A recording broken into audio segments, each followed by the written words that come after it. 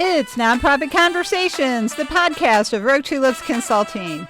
I'm your host, Cecilia Sepp. It's Monday, December 19th, 2022, and my guest this week is Cheryl Ronk discussing implementing preferred futures. Welcome to episode 177.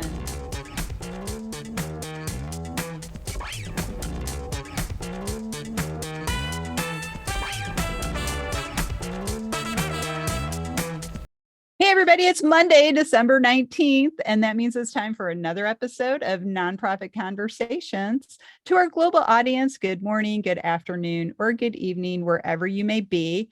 Thank you for joining us. I'm your host, Cecilia Sepp. I'm the principal and founder of Rogue Tulips Consulting, and I'm a certified association executive. Today, I am really excited to welcome back my longtime friend and collaborator, Cheryl Ronk, who has, again, another guest who has not been on for a full year, which we need to remedy in the future. So today we're going to be talking about implementing preferred futures. But before we dive into our topic, Cheryl, would you like to say hello to the audience and tell us a little about yourself? Yes, I would. Hello, everybody. Plus, we're in this month of December, which is one of my favorite months because I love snow. Anyways, a little bit about me. I had the opportunity to work in the association world for over 40 years. Retired from being the exec of the Michigan Society of Association Executives in late 2018 after being there 30 years. Formed my own little company, So Right, LLC. Our tagline is So Right, It's Ronk. And I mainly am working with organizations on executive searches and governance work, but I also have the opportunity to help the 501c League with all of their CAE programs for people who have not, who have seen the test more than once.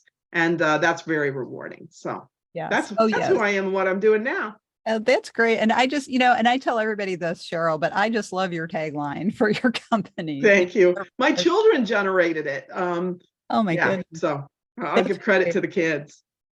Well, and to the audience, what Cheryl's referring to is we do offer a course called CAE Redux, and it is for people who've seen the exam more than one time. And that was actually Cheryl's idea. She came to me a couple of years ago and said, I think this would be a really good course. Let's talk about it. And so we've been doing it, and people really seem to like it.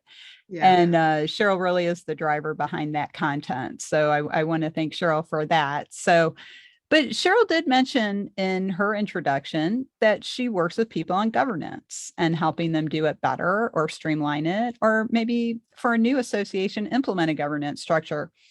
But what we're talking about today is implementing preferred futures. And one of the things that Cheryl mentioned is her work at the Michigan Society of Association Executives, where she oversaw their CAE training program as well. And so in a lot of ways, that CAE program was implementing a preferred future of better trained, enthusiastic association professionals serving the people in our groups. So I think though, Cheryl, and here's my first question for you. Mm-hmm. We're always looking to the future. We're forecasting, or we're strategic planning, or we're doing foresight. To me, being out of Missouri, it's just, where do we want to go and how are we going to get there? But I know preferred futures is a term that you're not the first person I've heard use. So could you explain a little bit for the audience what the term preferred futures actually refers to? Sure. So preferred futures is an opportunity to do some visioning of what things would ideally look like in the future. If you could control things, what would it look like? And it empowers the group that is working on it to know that they can help design what the future would look like. And I think that foresight opportunity then really gives the group that's working on it the empowerment to do envisioning of some really ambitious things that they may talk about or think about, but don't think it's realistic. But when they're talking to others and saying, gosh, wouldn't this be great? And they go, yeah, let's do it. Then it makes it realistic. So it's an exercise of having the right people in the right place, talking about the right stuff that really is futuristic for the organization. And I really like that you explained it using the word realistic, because I think sometimes we start blue skying as one phrase people use, which is kind of you're brainstorming in a way, but maybe you're getting off track, maybe you're getting a little unrealistic. But I think bringing it down to what is the real thing that we can do. And when you're working with groups on a now we use Yeah. the term preferred futures plural. So when you're talking about preferred futures, what does that mean when you're talking about that? So you've talked about the realistic goal setting, but what's the multiple futures? Yeah, so with multiple futures, it could be if we go this way, this is where we're spending our energy, our resources, or we could go this way. And so when you see it in plural, it sometimes is that there could be more than one. More often than not, when I'm working with groups on, it's usually a preferred future, they start talking about futures, and then at some point I have to take them with prioritization, and that takes us mainly to one preferred future to start with, although we never lose the notes of those other ideas, because a good organization is doing preferred future work every 3 to 5 years, and those notes of the past sometimes can help start generating the conversation the next time around. That's really interesting, because that's kind of not my take on it. So I'm glad you explained that. Yeah. Because to me, if you're having preferred futures plural, that could be the future for each aspect of your organization. So being somebody who used to be a chapter relations director, for example, you might have a preferred future for your chapters. You might have a preferred future for your foundation if you're in association with a foundation. So that's kind of where I was going with it, but I see what you mean. Yeah, no. So really when we're doing it under my leadership, it is really looking at that preferred future that takes all of those things into play. And then it is, how are we maximizing all of these different elements that the organization has at its disposal to make this preferred future reality. So when you're talking people through that, what is the first question that you ask them to consider? So usually we start by looking at some things that are trends that I have started to see are out there, and have them react to that. So the first question really in all of it is, do you know where you want to go? Often, as people, as organizations, we just float along. Mm-hmm. We let the environment, the world that we live in, take us wherever we need to go. Mm-hmm. So the big thing I have to start off with in a preferred future is statements about nothing is stupid, nothing is unrealistic. Anything that's thrown out has some validity. And then we start looking at what is happening out there. What are we seeing that might make them think more broadly than what we normally do? So when we wake up in the morning, it's what are we going to accomplish today? Mm-hmm. What are we going to eat? What are the tasks that have to be done? It's more challenging to really get people to think about, if money's not an issue, resources are not an issue, you've got staff, you've got, what does the future look like? And so it takes me a while to get people into that frame of mind. So sometimes I show a lot of videos. There's a lot of great things out there about trends that are happening. I sometimes will show slides based on research that I have found about their industry.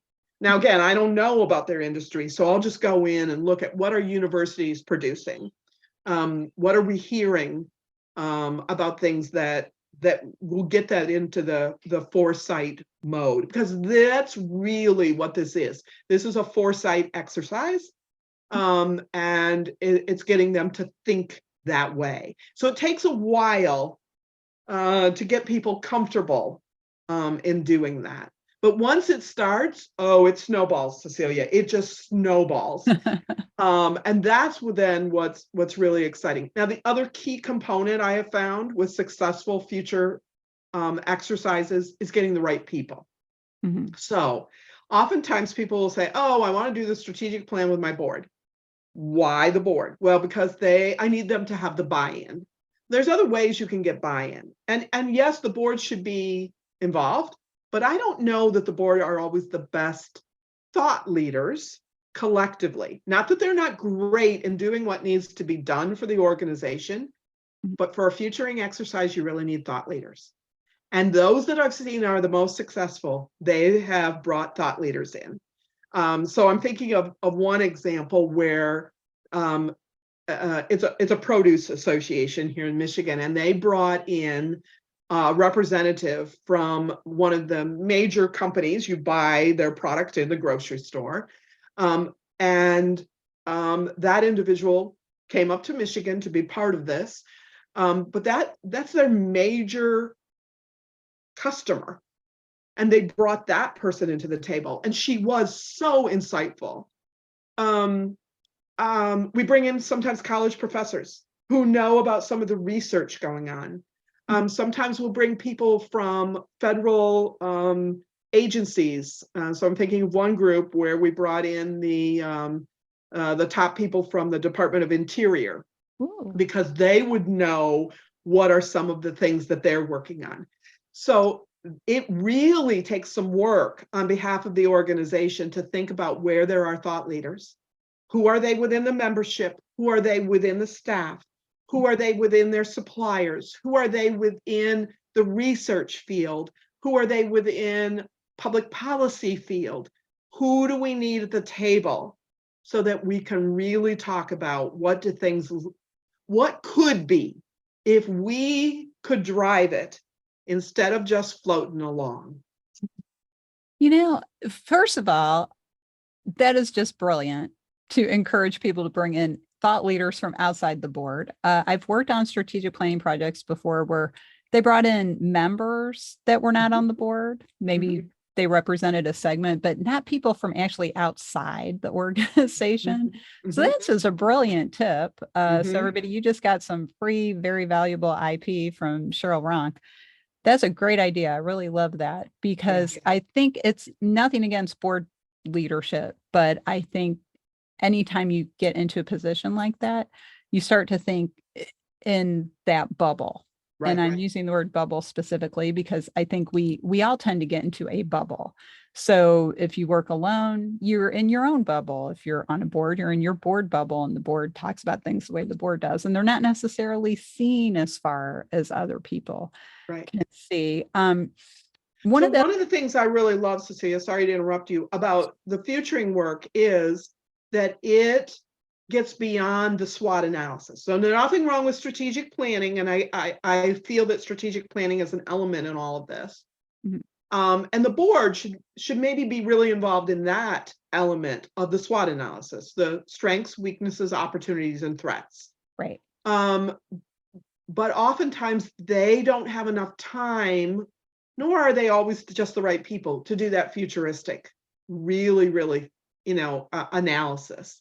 So that's it. I'm thinking about another group. They were a construction group, and I remember one key thing was what happens if we could be once a year on the cover of Architectural Digest.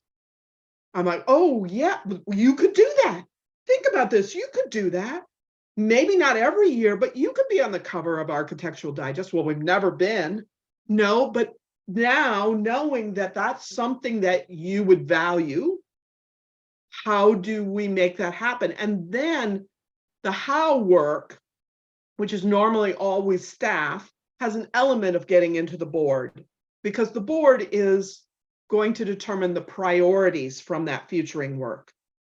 What do we need to do first? What do we need to do second? What do we need to do third? What are the resources we can put towards it in year one? And so that's really board and staff work and collaboration, putting together what I call a scope of work for the year. And it always should be approved by the board, because that then drives the budget and all the the task forces, the committees, all of their missions, so that it's all tied in together. And so I think that's a great part where the board needs to step in and own how they're going to tackle this preferred future. Well, and I think that's a good point, the collaboration between board and staff, because I think if the board collaborated with the staff more, that would resolve a lot of conflicts that we see arise within the association world between board leadership and staff, because the board doesn't always realize what is it going to take to make something happen? What are those resources, time, money, staff, commitment that's going to be required? And working hand in hand with the staff on that, and the board saying, well, we want to do this, and the staff saying, well, this is what we have to make that happen.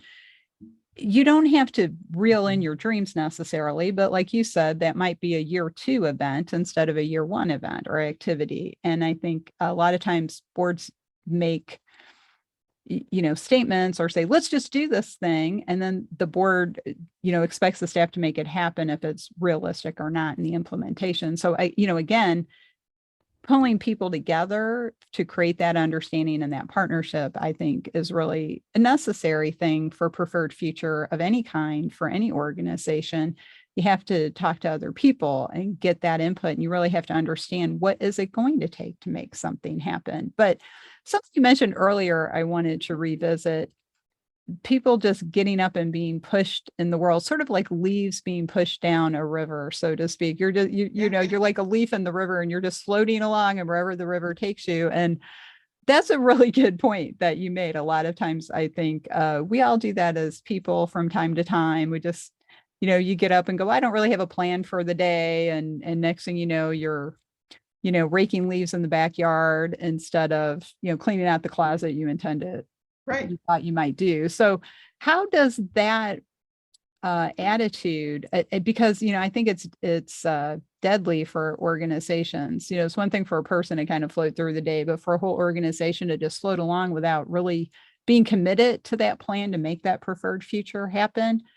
So what is some of the guidance you give people to say, hey, quit floating down the river and get a raft and start paddling? Well, the big part is, do you want to have influence on where things are going, or do you just want to be there to be there? So in the association world, it was just fine, maybe about 25, 35 years ago, as long as you had a newsletter, as long as you had a convention, as long as you had some public policy, everyone would join. Those days are gone. Those days are gone. And ASAE has done some great research that shows that people and organizations are joining associations when they know that they are going to make the work environment better. Mm-hmm. That is part of what they are paying for in the association world. So how do you do that? It means that you don't just float along. And don't get me wrong, as individuals, we love those days where we are not so scheduled, because it's unique. If we lived that way all the time, then we would have less control over our lives. Other people would be controlling our lives. So it's the same with an organization. Do you want to be in control, or do you just want to be a follower and just floating along, letting other people determine what you're going to do? And more often than not, when I'm working with groups, they really want to be steering where things are going. They want to have some control over what is influencing them. And then it's looking at what needs to be done and how are you going to do that. And once you can see it, then it can be done. Oftentimes I have found that the staff don't fully understand. Don't get me wrong, staff are wonderful in the association world. But when something is brought up by the industry, it's like, oh, we can help make that happen. So I'll give you a specific example. Okay. I had the opportunity to work with the potato growers. I'm not sure that's their exact name here in Michigan. And they were talking about, by the way, I think in Michigan, we grow more potatoes for potato chips than any other state. Oh, So they were talking about the potatoes, but there was no way that they were getting seeds locally. I think most of the potato seeds, which they're the little heads that grow, the little growths on your older potatoes, there is an industry in growing these potato seeds, and we were getting them from Canada. So this oh, okay. discussion was well before COVID, but they were talking about the added cost in getting the potato seeds over from internationally.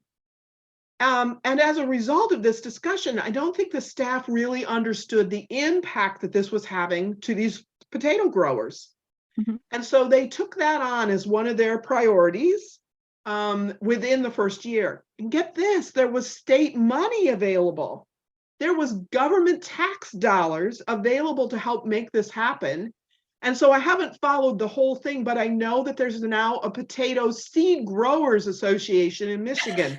So from that, I take it that there was enough interest in making the seed growth here in the state. And staff was at least allowing them to talk about what these needs were, Mhm. to get to the point where that probably reduced one of their highest cost figures of shipping the seedlings Mhm. from Canada into Michigan. And so that alone may make a significant change in the cost factor Wow. of growing potatoes if you're a potato grower. And to know, let me back up. You know what? Associations are here to better the industry or the profession they represent. And sometimes we think we know what it is, but sometimes we don't because they haven't had those conversations in front of us.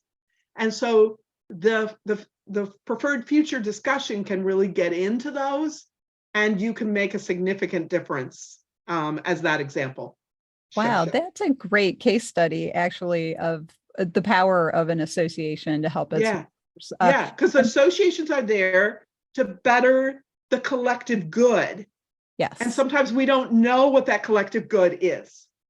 and and that's really I'm kind of laughing though because when I was a kid growing up in Missouri, we didn't call those the potato seeds; we called them the eyes of the Yes. potato. So if you're a Midwesterner like Cheryl and myself, you might that's what we're talking about. Is Yeah. those little growths on the potatoes Those that little are growths on your older potatoes. Yeah. an important part of an industry. And so what that speaks to, Cheryl, is a board and whatever thought leaders they work with and the staff looking to the future, understanding the entire process Yeah.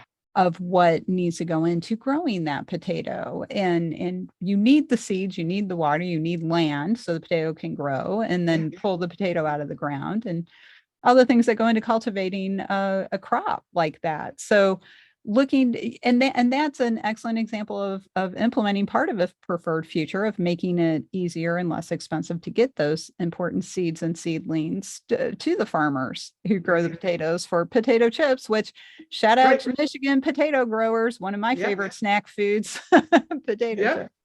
Yep. And a shout out to the Snack Food Association, which is my Right. favorite association because I Right. love snack foods. So this has been fantastic conversation. So is are we missing something? Is there like one other thing you think the audience should know? Well, so the one thing that I know we always talk about when we're talking about board work is foresight, insight, and oversight are the three components Mhm. of what a board is responsible for doing. And I think it's really challenging for us always to get the board to do as much foresight work as it needs to do. And I think this is a way to help them. By the way, I'm looking over at my bookshelf because I know ASAE's foresight research is wonderful Mhm. and using some of that to help springboard, but not all of it. You can't go through all of it at any time. Um, it helps the board with that foresight work. So if you can break it off and do it on its own. I don't know that a preferred future has to be done every year. Strategic planning, in my opinion, should be done every year. Um, and that strategic planning element can really get into what that scope of work is like for the year. But that foresight work is so essential. And because it's hard for us to get the board to do that when they just have a short meeting. It allows then the board to be responsible for foresight work, even though they're not doing it all on just by themselves. But the board then is saying, yes, this group's going to do this preferred future work. We're going to look at it. We're going to approve it or tweak it. And we're going to own it. Because I can't leave the session without saying that one of the key things is people support that which they create. One of the biggest premises that has changed my life. Mm-hmm. And understanding then that the board has to at some point own it as well. And so sharing the process of what the foresight work was and having the board own it and provide the insight that is needed from it as meetings go along from the board. That, and that relates directly, that's one of my favorite sayings now too, that I learned from you about people support that which they help create, because that relates directly to what we always like to talk about, which is consensus building. Yeah.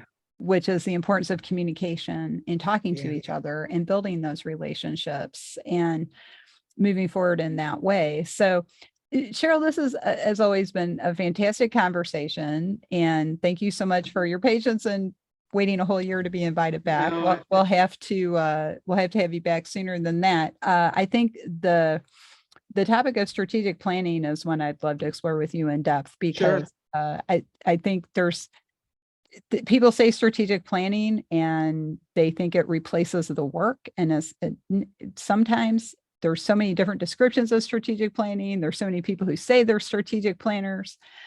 So what is it? Yeah. Why is it? How are we really doing it? Are we using it well and wisely? How can we improve it? I love, and as always, you have such a great summary: foresight, insight, oversight. Yeah, those are the three responsibilities of a board, in my opinion. And it's how do you implement them? And yeah, strategic planning should be part of that, but strategic planning, in my opinion, should really produce something that everyone buys into, and then that becomes that scope of work for the year, which then the board is accountable for, the staff is accountable for, and that's what the CSE should be evaluated on, not some of this other stuff that we come up with, like, do they know how to play golf? Did they, yeah. Okay, that's a whole nother discussion episode. As well. So the whole CSE experience, I think we need to dive into more in our profession, is, I think, a problem. So I've had a short stint as a CSE myself, and I've been a number 2 at different groups, and there's some issues there. There's more to it than playing golf or what you wear to a conference out there. So, which is another thing. Yep. But Cheryl, as you know, having been a guest before, and then we've kind of given a preview of 2023 topics we could explore. Yeah. So as you know, we like to ask our guest, what is the one thought you would like the audience to take away today? And if they want to get in touch with you, what's the best way to get in touch? Okay. So the one thought that I really want people to take away is a good organization is doing foresight work through a document that I tend to call a preferred future, so that they're really thinking about what is a key essential element that will make a difference for the industry or profession you represent. And I think too often we don't spend enough time on it. And if you want any help, or you even just want to have a conversation about it, you can find me at Cheryl at SoRight. So it's CHERYL at SORIGHT.org, since I mainly assist nonprofit organizations. And I'd be pleased to have a conversation or help you determine how best you can approach preferred future work. That's great. Thank you so much, Cheryl. As I mentioned earlier in our episode, Cheryl and I have been friends and colleagues and collaborators for a number of years. So I get access to her wisdom and insight on a regular basis. So I would encourage you to reach out to Cheryl and have a conversation with her. So we have to go rogue for now. But before we sign off, I would like to say on behalf of Rogue Tulips Consulting, Merry Christmas. Happy Hanukkah, happy Kwanzaa, happy winter solstice, however you like to celebrate the winter holiday season. We hope you enjoy it, you find joy, you relax, and you definitely have a little bit of fun. And as you look toward 2023, we hope you have a happy new year, whatever side of the international date line you happen to be on. So this is our last episode of 2022. We'll be back January 9th, 2023 with another exciting episode. So don't forget to subscribe so you don't miss it. And we would also like to encourage you to learn more about Rogue Tulips by visiting our website, roguetulips.com. And if you are a current CAE or CAE candidate looking for education opportunities, check out our education program, the 501c League, at the501cleague.net. On behalf of myself and Cheryl, thanks for joining us, and we'll see you next year.